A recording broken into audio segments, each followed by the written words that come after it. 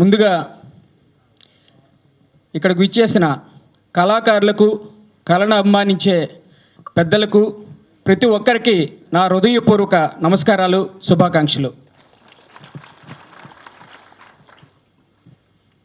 మనం ముందుగా ధన్యవాదాలు, కృతజ్ఞతలు, థ్యాంక్స్లు చెప్పుకోవాల్సింది మన ప్రీతం ముఖ్యమంత్రి శ్రీ జగన్మోహన్ రెడ్డి గారికి.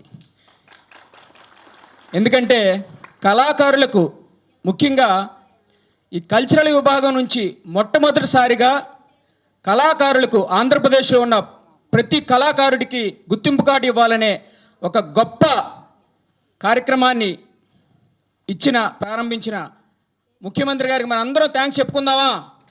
థ్యాంక్ యూ జగనన్న, థ్యాంక్ యూ జగనన్న, థ్యాంక్ యూ జగనన్న. అలాగే మన మంత్రివర్యులు రోజా గారికి కూడా, ఎందుకంటే రోజా గారు కూడా ఒక కళాకారినిగా జీవితాన్ని ప్రారంభించి ఎంతో ఎత్తుకెదిగి ఒక స్టార్ హీరోని అవ్వడం వల్లనే మన శాఖకు మంత్రి అవడం వల్లనే మనకు కళాకారులకు ఇంత మంచి జరిగింది. మన రోజా గారికి కూడా థ్యాంక్స్ చెప్పుకోవాలి. థ్యాంక్ యూ రోజా గారు, థ్యాంక్ యూ రోజా గారు, థ్యాంక్ యూ రోజా గారు.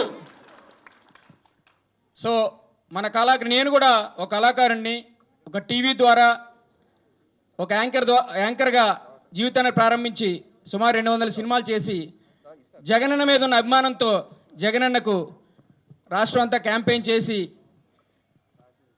సో నన్ను కూడా ఒక కళాకారుడిగా కళలకు సంబంధించిన ఒక సృజనాత్మకత విభాగంలోనే నాకు కూడా ఒక క్రియేటివ్ హెడ్ పోస్ట్ జగనన్నకు మీ అందరి తరఫున నేను ప్రత్యేక ధన్యవాదాలు, నేను నమస్కారాలు తెలియజేసుకుంటున్నాను. Thank you Jagananna.